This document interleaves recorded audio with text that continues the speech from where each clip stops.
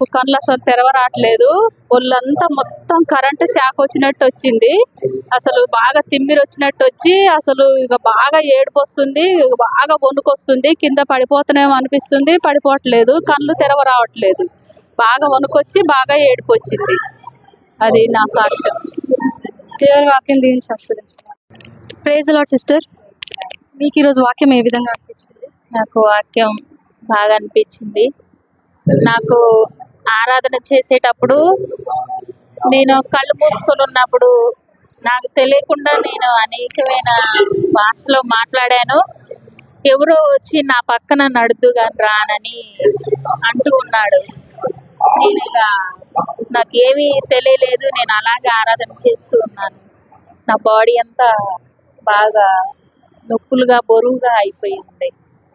నేను గత 20 సంవత్సరాలు నేను చేతబడితోని నేను చాలా ఇబ్బందులు పడి ఉన్నాను. ఈ 2 సంవత్సరాల నుంచి నేను చర్చికి వెళ్ళినా అంతరాలు వేసుకునే పోయాను. ఈ 2 సంవత్సరాలలో నేను అంతరం లేదు, ఏదీ లేదు. నేను ఆ తాయితలు కట్టుకోకపోతే చనిపోతానని కూడా మా అమ్మ వాళ్ళకి భయపెట్టించారు. అలాంటి స్థితిలో నేను ఈ సంఘానికి వచ్చి ప్రేయర్ చేయించుకొని నేను ఈ సంఘానికి రాబట్టి ఇంత మటుకి దేవుడు నన్ను ముట్టి బాగు చేశాడు. నేను ఇంత మటుకి చాలా మేలులు పొందుకొని ఉన్నాను. నా ఆత్మీయంగా పరిశుద్ధాత్మ దేవుడు నన్ను ఎంతగానో బలపరిచి స్థిరపరిచాడు. తన ఆత్మను కూడా నాకు అభిషేకంగా ఇచ్చాడు. నేను ఎంతో ధన్యత, ఎంతో కృతజ్ఞత స్తుతులు చెల్లిస్తున్నాను దేవుడికి. నాకు ఇంత మంచి పరిశుద్ధాత్మని, ఇంత మంచి బిడ్డని, నాకు సేవకుడిని నాకు అందించినందుకు నేను దేవుడికి వందనాలు చెల్లిస్తున్నాను. దేవునికి మహిమ కలుగును గాక. Praise the lord sister. మీరు ఎక్కడి నుంచి వస్తున్నారో చెప్పగలుగుతారా? మేము అంబర్పేట నుంచి వస్తాం. ఈరోజు మీకు వాక్యం ఏ విధంగా అనిపించింది? వాక్యము మంచిగా అనిపించింది. అంటే దేవునిలో ఇంకా బలపడాలని, దేవుని వాక్యంలో ఇంకా మర్మాలు తెలుసుకున్నాం. మేము ఇక్కడికి రావడం మాకు సంతోషము, ఆశీర్వాదకరంగా మేము వెళ్తున్నాం. ఆశీర్వాదం తీసుకొని వెళ్తున్నాం. Praise the Lord. అందరికీ ప్రైజ్ ది లార్డ్. ఈరోజు జరిగిన ఆరాధనలో బ్రదర్ ఏమన్నా పొందుకున్నారా, లేకపోతే వాక్యం ఏ విధంగా అనిపించిందో మనం అడిగి తెలుసుకుందాం. Praise the Lord. Praise Lord. ఈ రోజు జరిగిన ఆరాధనలో నాకు దేవుడు దర్శించుడు. అయితే దేవుడు వచ్చే రాకట్లో సిద్ధపడి ఉండేటట్టుగా నన్ను దేవుడు నేర్పించాడు. సిద్ధపడి ఉండాలి, పరిశుద్ధాత్మ కలిగి ఉండాలని. దేవుడు వచ్చే రాకట విషయంలో పరిశుద్ధాత్మ కలిగి దేవుడు ఎందుకు ఉండాలంటే అట్లా దేవుడు ప్రేమగల దేవుడు, కనికరించే దేవుడు అన్నందుగా నాకు తెలియపరిచినందుకు పాస్టర్ గారి ద్వారా నాకు వాక్యం ద్వారా తెలియపరిచాడు. దేవుని నామానికి ఈ విషయంలో నాకు దేవుడు దర్శించినందుకు దేవుని నామానికి వందనాలు. దేవునికి కృతజ్ఞత కలిగి ఉంటాం. అన్ని బాగా చేశానయ్యా, అంత బాగున్నా, నా పరిస్థితి బాగుంది. ఇగో మోషే చెప్పిన ప్రకారం నేను చేస్తున్నాను. మానవులకి ఇచ్చిన ఆజ్ఞలను నేను పాటి యమనుడు. నేను వ్యభిచారం లేదు నాలో, జారత్వం లేదు నాలో, తప్పు లేదు నాలో, ఎవరికి ఆశించడం లేదు, పొరుగు వారిని ఏదో ఆశించడం లేదు, దేని విషయం కూడా జాగ్రత్త కుట్టాను, నరహత్య చేయట్లేదు అయ్యా, భయంకర పనులు ఏం చేయట్లేదు. నేను జాగ్రత్త కలిగి మోషే చెప్పినట్టుగా నేను చక్కగా చేస్తున్నాను. అంతేకాకుండా ఇంకేమైనా చేయవలసి ఉన్నాయి అంటున్నాడు. దేవుని స్తుతి కలుగునగాక. అంటే అతనుకున్న లోపం మీద అతనికి తెలియలా. ధర్మశాస్త్రం మనిషి లోపమును బయటకు పరచదు, కానీ అతడు చేసిన పాపాలు, సిద్ధాంతాలను, ఆచారాలను బయటపెట్టింది. దేవునికి స్తుతి కలుగునగాక. కానీ దేవుని యొక్క వాక్యము మన హృదయమును, అంతరంగమును బయటపెట్టింది. దేవునికి స్తుతి కలుగునగాక. దేవుని యొక్క వాక్యం మన హృదయమును, అంతరంగమును బయటేసిద్దిరా. దాన్ని మనం కడుక్కోవాలా. ఎప్పుడైతే నీ హృదయమును, అంతరంగమును బయట వేసిద్దో వెంటనే నువ్వేం చేయాలా? కడుక్కోవాలా, పరిశుద్ధపద. అవును, నేను చేసింది కరెక్టే ప్రభువా, నన్ను క్షమించమని దావీదు వలె మనం పశ్చాత్తాప ప్రకటించుకుని ఉండాలా. ఎప్పుడైతే దావీదుకు దేవుడు తెలియచేయగలి వెంటనే ఉన్నాడు, అయ్యో నేను ఘోరమైన పాపము చేశాను, ఈ పాపానికి ప్రతిఫలం మరణశిక్షే కదా, నేను చచ్చిపోతానా, నన్ను క్షమించు అని ప్రభు సన్నిధికి వెళ్ళి కన్నీటి మున్నీరై ప్రార్థన చేస్తున్నాను. ఒక్కసారి చేసిన పాపానికి భయంకరమైన శిక్ష అనుభవించాడు. మరలా చచ్చిపోయిన తర్వాత పాపము చేయలేదు. దేవునికి స్తుతి కలుగునగాక. హల్లెలూయా. చచ్చిపోయిన దాకా పాపం చేయలేదు. ఒక్కసారి పాపాన్ని బయటపెట్టిన తర్వాత ఆయన చనిపోయేదాకా దావీదు మహారాజు గారు పాపమే చేయలే. పరిశుద్ధంగా బ్రతికాడు, పరిశుద్ధంగా జీవించాడు. పరిశుద్ధంగా వెళ్ళిపోయాడు. అందుకే ఇప్పుడు కూడా ఆయన్ని చెప్పుకుంటున్నారు. దేవుని స్తుతి కలుగునగాక. నీవు కూడా పరిశుద్ధంగా ఉండి పరిశుద్ధంగా పోతే నిన్ను కూడా నీ పిల్లలు చెప్పుకుంటారు. మా నాన్నమ్మ మా అమ్మమ్మ ఇట్లా పరిశుద్ధురాలు, నువ్వు ఇక్కడ లేకపోయిన తర్వాత కూడా మాట్లాడతారు. దేవుని స్తుతి కలుగునగాక. వాళ్ళ తర్వాత వాళ్ళు ముది మనవరాలు వచ్చినాక వాళ్ళు కూడా మా నాన్నమ్మ మా ముది నాన్నమ్మ నా అమ్మమ్మ మామూలు ప్రార్థన పూర్వాలు కాదని చెప్పుకుంటారు. అది ఎన్ని తరాలు 10 తరాల దాకా చెప్పుకుంటారు. దేవుని స్తుతి కలుగునగాక. ఎందుకని? పరిశుద్ధత అంత విలువైనది. కానీ పాపం కలిగిన స్త్రీని చెప్పుకుంటారా? ఏమంటారు? మా అమ్మ చండాలపది, మా అమ్మ గాల్ది, మా అమ్మ వ్యభిచారి, మా అమ్మ ఇది, మా కుటుంబం ఇది, మా పరిస్థితి ఇది, చిచ్చి చీ చీ చీ చీ తలెత్తుకుండా బ్రతకాలి బిడ్డలు. తల్లిదండ్రులు చేసిన పనికి బిడ్డలు తలదించుకొని బ్రతకాలా? ఆ స్థితిలో మన సంఘాల్లో ఉండకూడదు. నీవు చేసే పనికిమాల పనికి నీ బిడ్డలు తలదించుకొని బ్రతకూడదు. జీవితాంతం వాళ్ళ మీద మచ్చగా ఉండకూడదు. జీవితాంతం వారి మీద మచ్చని వాళ్ళ నెత్తిని పెట్టకూడదు. నువ్వు పరిశుద్ధత అనేది కిరీటం వారి మీద పెట్టాలా. దేవుని స్తుతి కలుగునగాక. హల్లెలూయా. పరిశుద్ధత అనే కిరీటాన్ని వారి మీద పెట్టాలా. అది వారి బిడ్డలకు కిరీటముగా ఉండిపోద్ది. మా తాత పెట్టాడు కిరీటం, పరిశుద్ధత అనే కిరీటం. అది మా నాన్న కూడా పెట్టాడు. ఇప్పుడు అది మేము చెప్పుకుంటూ బ్రతుకుతున్నాం. దేవుని స్తుతి కలుగునగాక. హల్లెలూయా. అదేవిధంగా మనం కూడా ఉండాలా. దేవునికి స్తుతి కలుగునగాక. మా తాతకి 3 భార్యలు. దేవునికి స్తుతి కలుగునగాక. ఎవరు అమ్మా? ఎంతమంది? 3 భార్యలు. ఇంత చండాలమైన పరిశుద్ధులు అనుకుంటున్నారు మీరు? అమ్మా అనుకుంటున్నారా? అనుకుంటారు. కానీ అట్లా కాదు. ఒక భార్య చచ్చిపోయింది. చచ్చిపోయిన తర్వాత మరలా కన్యకి మరలా ప్రధానం పంపించి మరలా ఆమెని పెళ్లి చేసుకున్నాడు. ఆమె చచ్చిపోయింది. మరలా 3వ ఆమెకి ప్రధానం పంపించి మా నాన్నమ్మకి ఆమెను కూడా చేసుకున్నాడు. ఆమెకు పుట్టినవాడే మా నాన్న. దేవుని స్తుతి కలుగునగాక. అంటే మేము వారి పిల్లం. అబ్రహాంకి ఎంతమంది? అమ్మా? ఈ బాగా తెలిసే. ఏది తెలియదు. అబ్రహాంకి ఎంతమంది? 3. తర్వాత మా నాన్న వచ్చాడు, ఇస్సాకు. దేవుడు అక్కడే భార్య.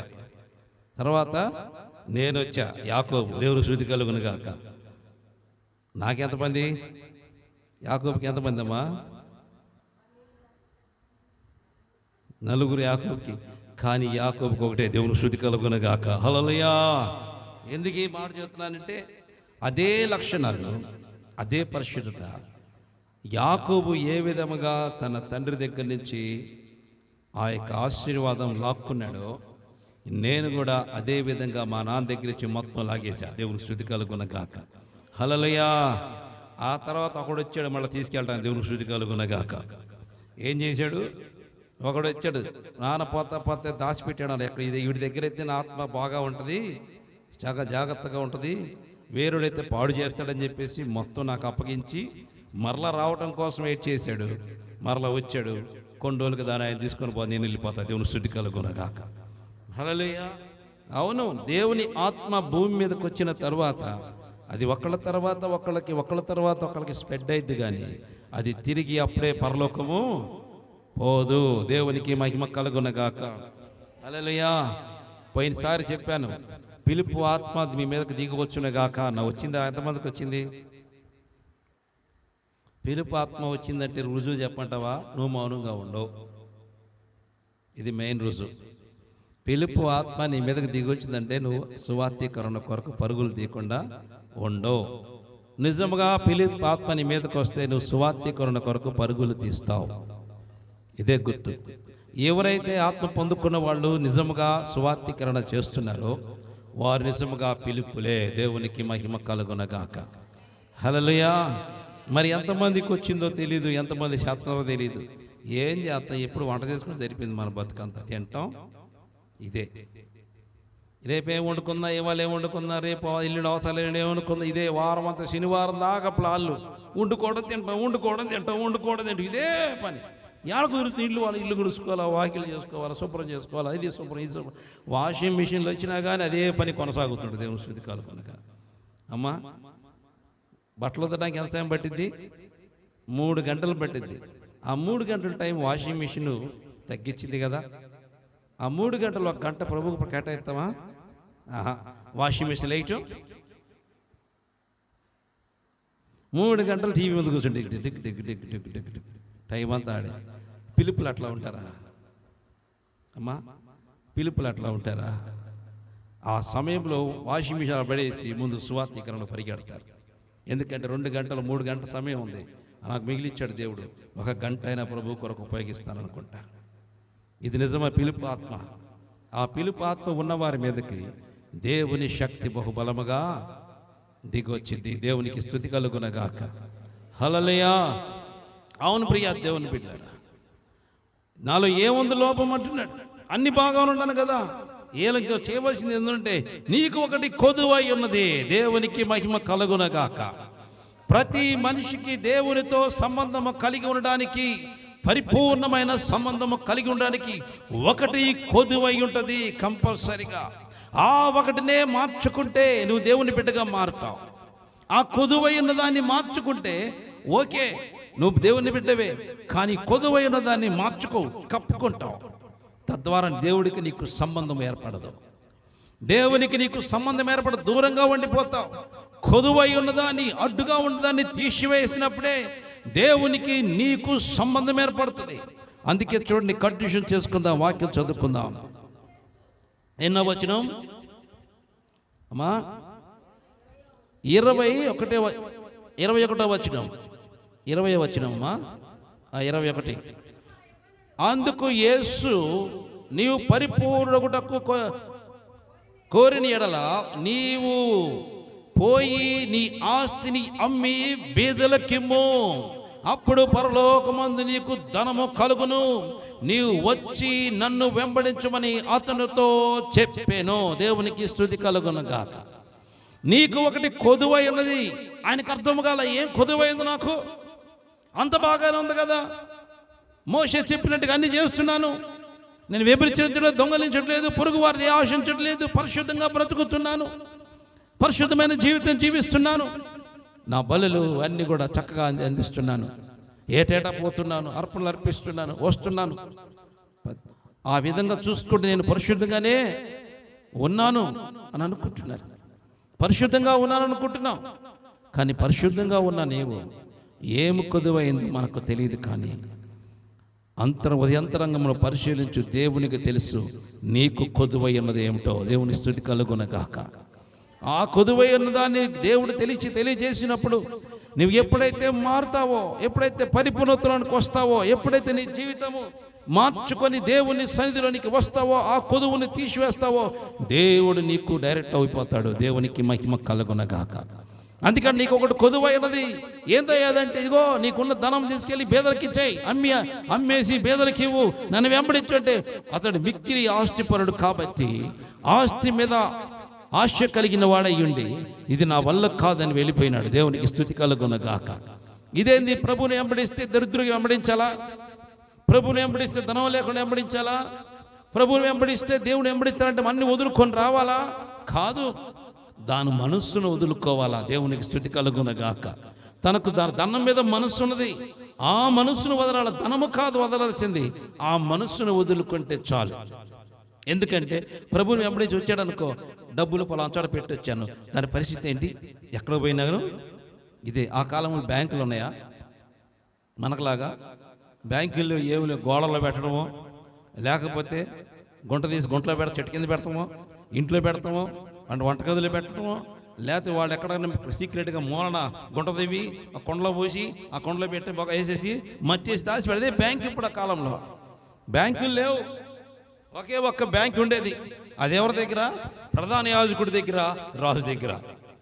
వచ్చిన మొత్తం వాళ్ళ దగ్గర వేసుకునేవాళ్ళు, పక్కన పెట్టుకునేవాళ్ళు.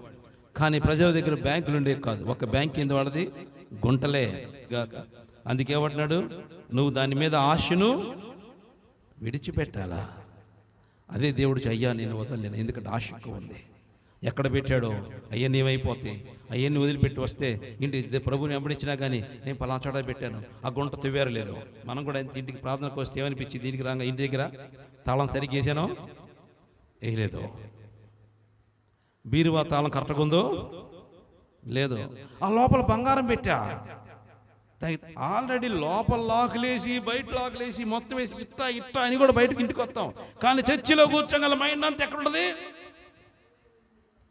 బీరువా తాళం వేసానా, వేయలేదా, ఒక సరికి పడలేదేమో అక్కడ, సరే అదేసి ఉంటాలే మొత్తానికి. బయట తలుపు ఆల్రెడీ లాగిలాగా ఏలబడి వస్తుంది. ఆ తలుపు దేని మీద? తాళం మీద. ఇక్కడ లాగిలాగా వస్తాం. అయినా ఇక్కడికి వచ్చేప్పుడు లాగిన తర్వాత ఇక్కడికి వచ్చి ఊడిపోయింది మొక్కల. ఎన్ని డౌటులు రా అంటే అర్థం ఏంటి? మైండ్ అంతా ఎక్కడ ఉంది? ధన సంబంధమైన వాటి మీద మనసు పెట్టుకున్నాం. అందువల్ల ప్రభు యొక్క మహిమను రుచి చూడలేము. దాని మీద ఆశ చావాలంటే దేవుడు చెప్పింది, నీకున్నది తీసుకువచ్చి పేదలకు అమ్మి పేదలకు ఇచ్చేయి, అప్పుడు నన్ను వెంబడించు అంటే. దరిద్రుడిగా ప్రభువుని వెంబడించమని కాదురా, దాని మీద నా ఆశను తీసివేయి. అబ్రహాం ధనవంతుడు కాదా? దరిద్రుడా?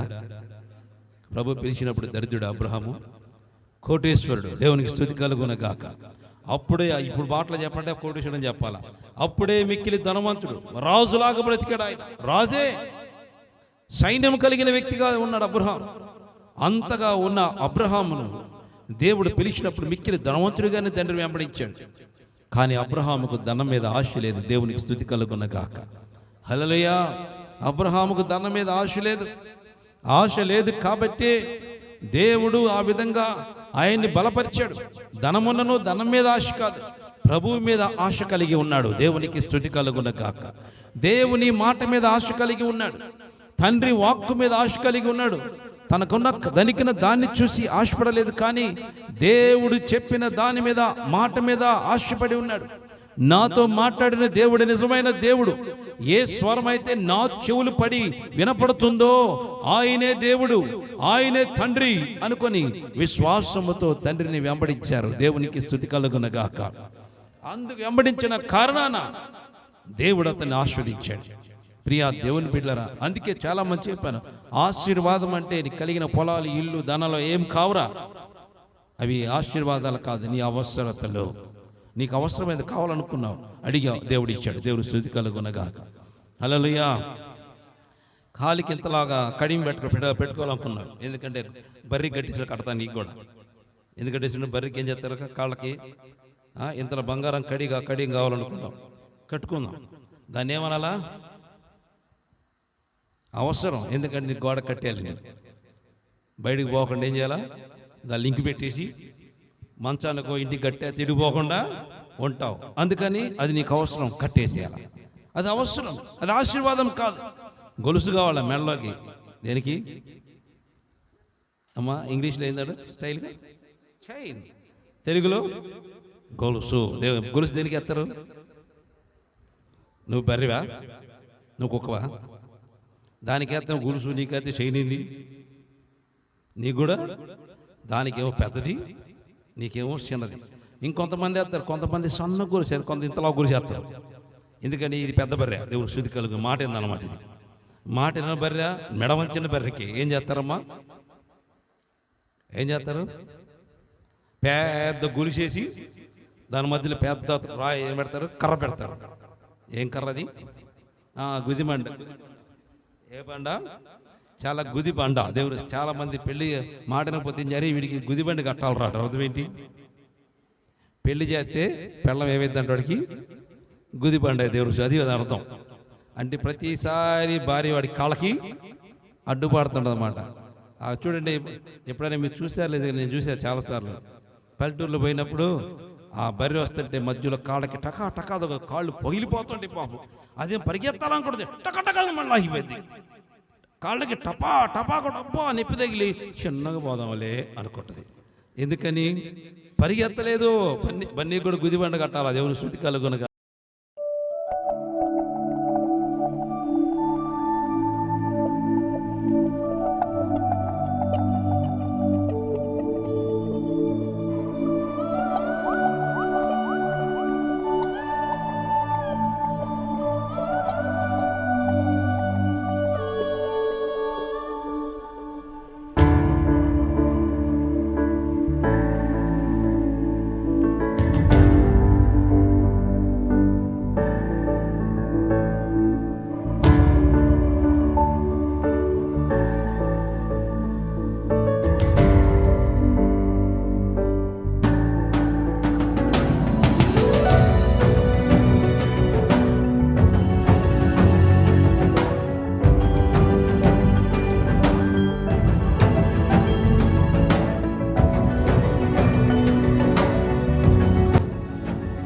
Praise lord. ప్రియా దేవుని బిడ్డలారా, ఈ ప్రాంతం కోసం మీరు ప్రార్థన చేయండి. దేవుడు ఇక్కడ దైవజనం నిలబెట్టుకున్నాడు, మంచి పరిచర్య ఇక్కడ జరిగిస్తున్నారు. దేవుడు ఇక్కడ మంచి వాతావరణం ప్రభు అనుగ్రహించలాగిన ఈ ప్రాంతంలో ఉన్న ప్రజలు నిమ్మలపాలెంలో ఈ యొక్క గ్రామం ఉంది, ఇక్కడ ఉంది ఏజెన్సీ ఏరియా. ఈ ప్రాంతంలో జరుగుతున్న పరిచర్య మా దేవుడు మహిమకరంగా జరిగించలాగిన దాసుని నిలబెట్టుకున్నాడు దేవుడు. అయ్యగారు ఇక్కడ సేవ చేస్తున్నారు, ఆయన కోసం మీరు ప్రార్థన చేయండి. జాన్ రాజు గారు ఇక్కడ మన పరిచయం చేస్తున్నారు ఈ ప్రాంతంలో నిమ్మలపాలెంలో, కనుక వారి కోసం ప్రార్థన చేయండి. మేమందరం కలిసి ఈ ప్రాంతంలో పరిచయం చేస్తున్నాం. దేవుడు తన దాసుని నిలబెట్టారు, తన కుటుంబాన్ని దేవుడు బహుగా దీవించి ఆశ్రయించలాగా ఈ ప్రార్థనలో జ్ఞాపకం చేసుకోండి. దేవుడు మనం దీవించను గాక. బాగా ప్రార్థన చేయండి అమ్మా. ఆటంకము లేకుండా దేవుడు అద్భుతంగా ఈ మందిరం కట్టుబడలాగిన మీరు కూడా గ్రామస్తులతో చక్కగా సహవాసం కలిగి ఉండలాగిన ప్రార్థన చేయండి. మేస్త్రి గారా? ఓకే, మంచి ప్రైజ్ లాడయ్యా. Praise lord. ఓకే, ఏదైనా మనకి సేవే గానీ నష్టం ఏముండదు. ఓకేనన్న, దేవుని మహిమ కలుగున గాక. జానరాజు గారు ప్రాంతంలో జానరాజు గారు అయ్యగారు ఇక్కడ నిలబెట్టినాడు ఏజెన్సీ ప్రాంతంలో. ఈ యొక్క మహిమకరమైన మందిరం ఇక్కడ కట్టబోయి ఈ దాసుడు ఈ పని ఇక్కడ పనిచేస్తున్నారు, కనుక వీరి కోసం మనందరం ప్రార్థన చేద్దాం. Praise the Lord. ప్రార్థన చేసుకుందాం. ప్రియా దేవుని బిడ్డలారా, దేవుని యొక్క మహాకృపను బట్టి రంపచోడవరం మండలం మారేడుమర్రి దగ్గర రంపచోడవరం మండలంలో దేవుడు నిమ్మలపాలెంలో ఇక్కడ మందిరము నిర్మించడానికి దేవుడు కృప చూపించినాడు. ఈ యొక్క మందిరము కట్టబడుతున్న యొక్క మందిరము కంప్లీట్ అవడానికి ప్రభు కృప చూపులాగా అందరూ రెండు చేతుల ఆకాశం వైపు ఎత్తి ప్రభుకి స్తోత్రం చెల్లిద్దాం. Glory to God. Hallelujah, hallelujah, hallelujah, hallelujah, hallelujah, hallelujah, hallelujah, hallelujah. స్తుతి కలుగును గాక, స్తుతి కలుగును గాక, స్తుతి కలుగును గాక. కృపగల తండ్రి, దయగల దేవం, నీకే వందనాలు, స్తుతులు, స్తోత్రాలు, స్తోత్రాలు, స్తోత్రాలు, స్తోత్రాలు, స్తోత్రాలు, స్తోత్రాలు ప్రభువా. తండ్రి, రంపచోడవరంలో ప్రభువా కట్టబోతున్న మందిరం కోసం ప్రార్థన చేస్తున్నాం ప్రభువా. మీ కృపా సన్నిధి తోడుగా ఉంచండి, మీ దయతో నింపండి, కనికృపతో నింపండి ప్రభువా. నీకే స్తోత్రం, స్తోత్రం, స్తోత్రం, స్తోత్రం, స్తోత్రం, స్తోత్రం. మరొకరు ప్రార్థన చేయండి. మరొక ప్రార్థన. పరిశుద్ధుడా,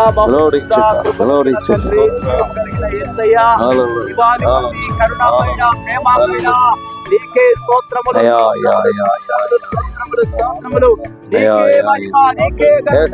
నీకే ప్రభావములు. స్తోత్రం, స్తోత్రం, స్తోత్రం, స్తోత్రం, స్తోత్రం, స్తోత్రం, స్తోత్రం.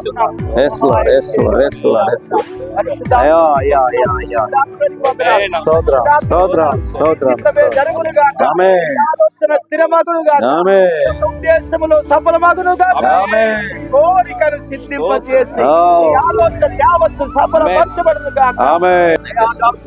సుదీర్ఘ ప్రయాణం చేసి ఎంతో భారముతో బాధ్యత భారము దాసులు తండ్రి ఏజెన్సీ రంపచోడవరం అల్లూరి సీతారామరాజు జిల్లా ఏజెన్సీ ప్రాంతానికి తండ్రి మారేడుమిల్లి మండలం, అలాగే తండ్రి గంగవరం మండలం, రంపచోడవరం మండలం పక్క ఏజెన్సీ ప్రాంతాలకు తండ్రి ఈ దాసులను పురికొల్పి బలపరిచి నడిపించండి.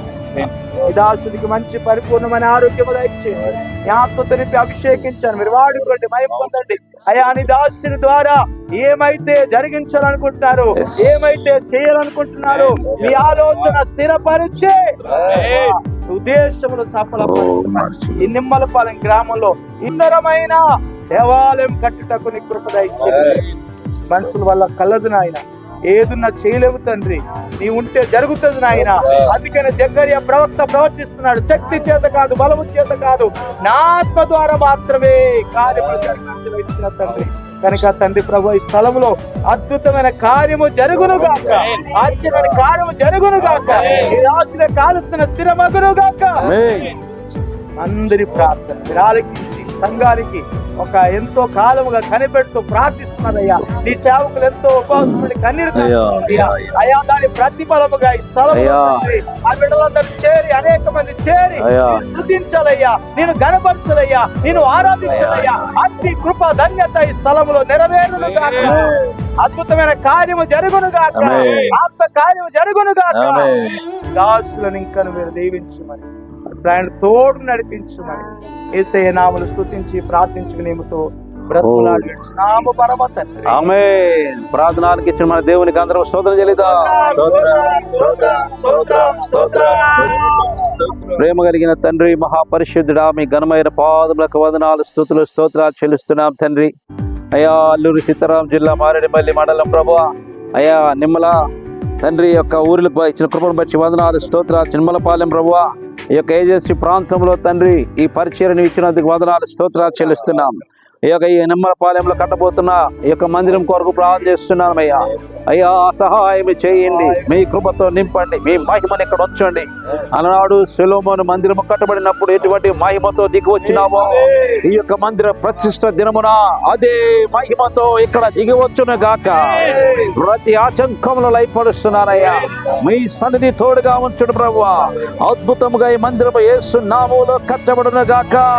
దీనికి కావలసిన ప్రతి అవసరతలు ప్రభువా మీ నామములో తీర్చండి అయ్యా. మీ కృపతో నింపమని మీ సన్నిధిలో ప్రార్థన చేస్తున్నాం. మీ దయతో నింపండి, మీ కనికరముతో నింపండి, బలపరచు ప్రభువా, స్థిరపరచు తండ్రి. మీకే వందనాలు, స్తోత్రాలు చెల్లిస్తున్నాం. దర్శించు ప్రభువా, మీ కృపతో నింపమని మీ సన్నిధిలో ప్రార్థన చేస్తున్నాను. ఈ యొక్క మందిరం ఆదిరినంత వరకు మీ నామమును మహిమకరంగా కట్టబడును గాక.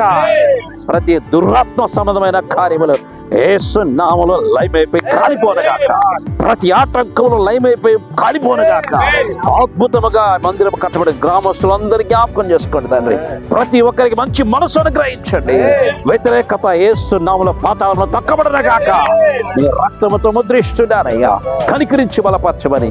అయ్యా మందిరం యొక్క నిమ్మలపాలెంలో కట్టబడుతున్న మందిరము ప్రభువా, ఏజెన్సీలో ప్రాంతం అడిగి ప్రాంతంలో కట్టబడుతున్న ఈ మందిరము నీ బిడ్డలకు మహిమకరంగా ఆశ్చర్యకరంగా మార్చమని తండ్రి. అనేక దినముల ప్రభువా మందిరం లేక బాధపడుతున్న నీ బిడ్డలకు మంచి మందిరం కట్టడానికి మీ కృపను గ్రహించమని, అన్ని విషయాల ద్వారములు తెరిచి ప్రభువా మీ కృపను బలపరచమని నీ బిడ్డలు దీవిస్తూ ఆశీర్వదిస్తూ యేసునామములో ప్రార్థించి అడిగి వేడుకుంటున్నాను పరమ తండ్రి. ఆమేన్. యేసు రక్తమే చేయి, ప్రవేశ రక్తమే చేయి, ప్రవేశనామ సంపూర్ణ విజయం కలుగునగాక. Amen, amen, amen. Praise Lord అమ్మా. Praise. Address pastor P Anil Kumar, Netaji colony, road number 9, Hayathnagar, Hyderabad, Rangareddy జిల్లా. మరి ఒకసారి pastor P Anil Kumar, Netaji colony, road number 9, Hayathnagar, Hyderabad, Rangareddy జిల్లా. దేవుడు మిమ్మల్ని మెండుగా దీవించి ఆశీర్వదించుగాక. మీకైనా ప్రార్థన అవసరం ఎడలా నేడే మిమ్మల్ని సంప్రదించి దైవ ఆశీర్వాదాలు పొందండి. దేవుడు మిమ్మల్ని మెండుగా దీవించి ఆశీర్వదించుగాక. ఆమేన్.